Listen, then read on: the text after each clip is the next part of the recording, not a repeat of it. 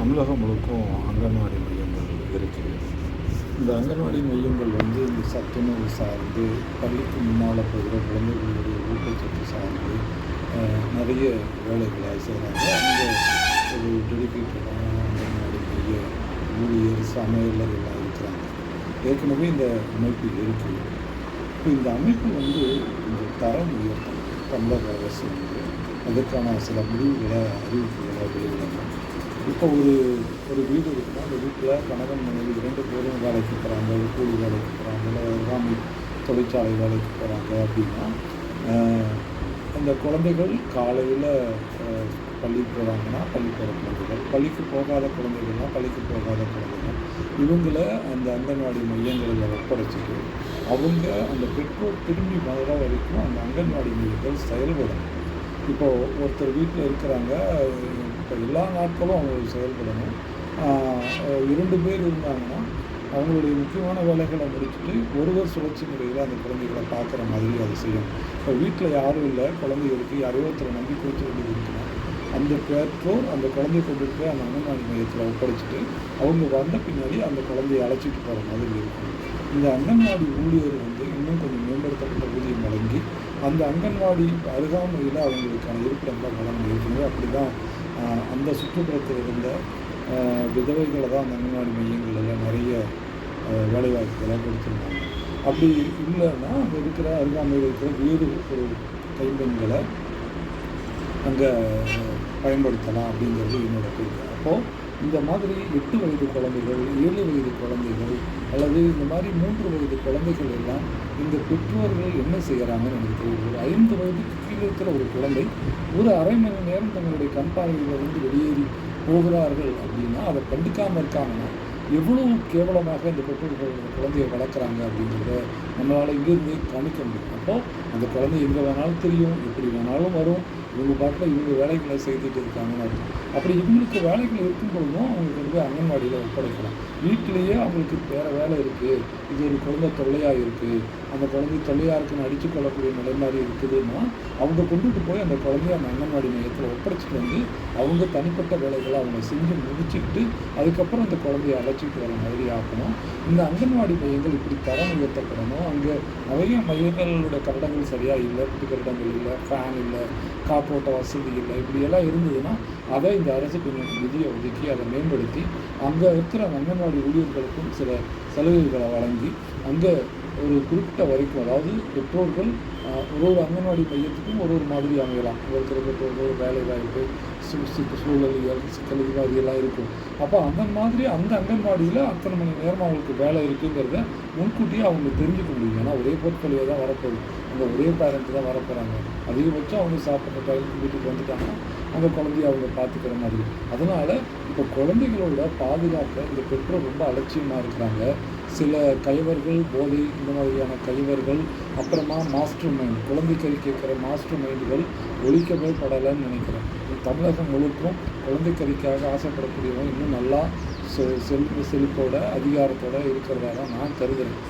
இந்த கூட்டிகிட்டு போகிற அல்லது பணம் வாங்கிட்டு இந்த குழந்தைகளை கொண்டு ஒப்படைக்கிறவர்கள் தான் கடந்த காலங்களிலும் தண்டிக்கப்பட்டிருக்காங்க. இப்போ இந்த ஆட்சி வந்த பிறகும் தண்டிக்கப்படக்கூடியவர்கள் அவர்களாக தான் பார்க்குறேன் நான். ஏன்னா ஒரு குழந்தைய கொடூரமாக வக்ரகத்தோடு கொள்ளக்கூடியவன் கண்டிப்பாக கீழ்நிலையில் இருக்கிறவனா இருக்க மாட்டான். வெறும் பணம் படத்தை காசு, பணம், திமிரு எல்லாம் இருக்கிறவன் தான் ஒரு குழந்தைய கொடூரமாக கொள்வான் அப்படின்னு நான் நினைக்கிறேன். ஏன்னா அவனுக்கு பயம் இருக்காது, காசு வச்சு ரொம்ப பொழைச்சுடலாம். ஆனால் ஒரு பணம் இல்லாதவன் தவறுதலாக ஒரு குழந்தை சாகும். ஏதாவது என்ன பண்ணணும், ஏதாவது ஒரு மூச்சு அடிச்சுட்டு இருக்கும்போது ஏதோ ஒன்று பண்ணும்போது குழந்தை இறக்கலாம்.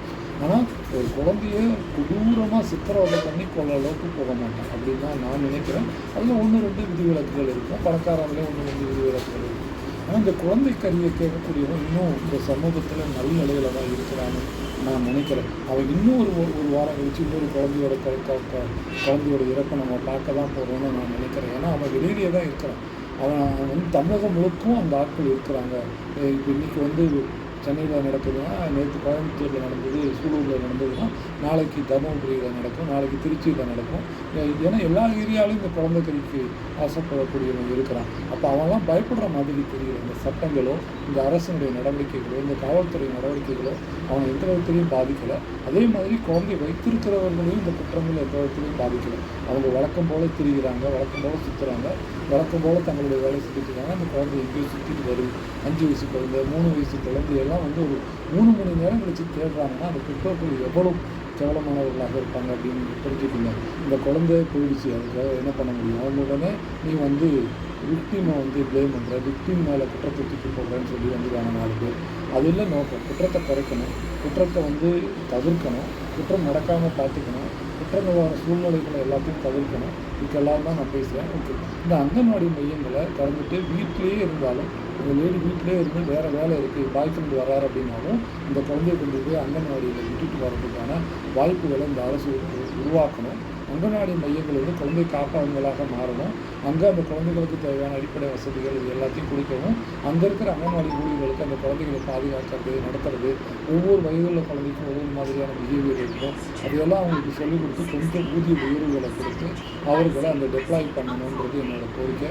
ஆக அங்கன்வாடி மையங்களை எல்லாத்தையும் பாதுகாப்பு மையங்களாக, குழந்தைகளுடைய பாதுகாப்பு ஜோனாக உருவாக்கி அங்கே கைவர்கள் எதுவும் யாரும் போகாமல் பார்த்துக்கிட்டு அதை வந்து பாதுகாப்பு பக்க மண்டலமாக அறிவிக்கணும். அங்கே ஒரு காவல்துறை எடுத்துகிட்டு கொண்டு போய் அந்த அங்கன்வாடி மைய ஊழியர் சரியானவர் தானா, அவங்க ஏதேனும் உள் வக்கரத்தோடு இருக்கிறாங்களாங்கிறதையும் அங்கே சிங்கப்பெண் படையோ இல்லை உள்ளூர் படையோ போய் அதை மானிட்டர் பண்ணணும். இப்படி இதை செய்யும்போது குழந்தைகள் வெளியில் தெரியறது குறைக்கப்பட்டால் இன்னும் இந்த குற்றங்கள் குறையும், வாய்ப்புகளும் குறையும்னு நான் நினைக்கிறேன். அதனால் தமிழக அரசுக்கு வேண்டுகோள், அங்கன்வாடி மையங்களை ஒரு பாதுகாப்பு மையங்களாகவும், வீட்டில் பெற்றோர்கள் தவறானவர்களாக இருந்தால் பக்கத்து வீட்டில் இருக்கிறவர்கள் கூட அந்த குழந்தையை கொண்டு போய் அந்த அங்கன்வாடி மையத்தில் ஒப்படைச்சிட்டு பொறுப்பானவர்கள் வந்த பின்னாடி அவங்க போய் அழைச்சிட்டு சொல்லலாம்.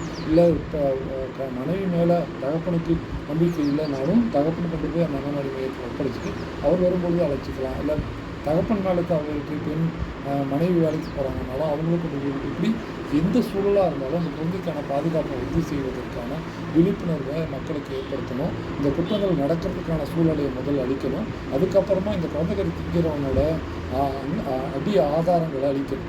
அடி நாதத்தையே தெரியணும். அதுக்கு என்ன வேலைகளை செய்யணுங்கிறது நான் ஏற்கனவே அதை குறித்து பேசியிருக்கேன்.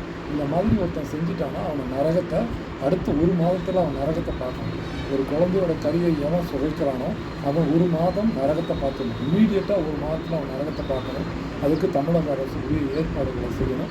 பல வழிகளில் அவங்களுக்கு அந்த நரகத்தை காட்ட முடியும். அந்த நரகத்தை காட்டி அவங்களை தெய்வாம்சம் அப்படின்னா 1 மாதத்திலேயே மாற்ற முடியும். அந்த மாதிரியான பல கோர்ஸுகளை தான் ஈசா யோகா மையத்தில் எல்லாம் வழங்குறாங்க, பரமானந்தமாக மாற்றுறதுக்கானது.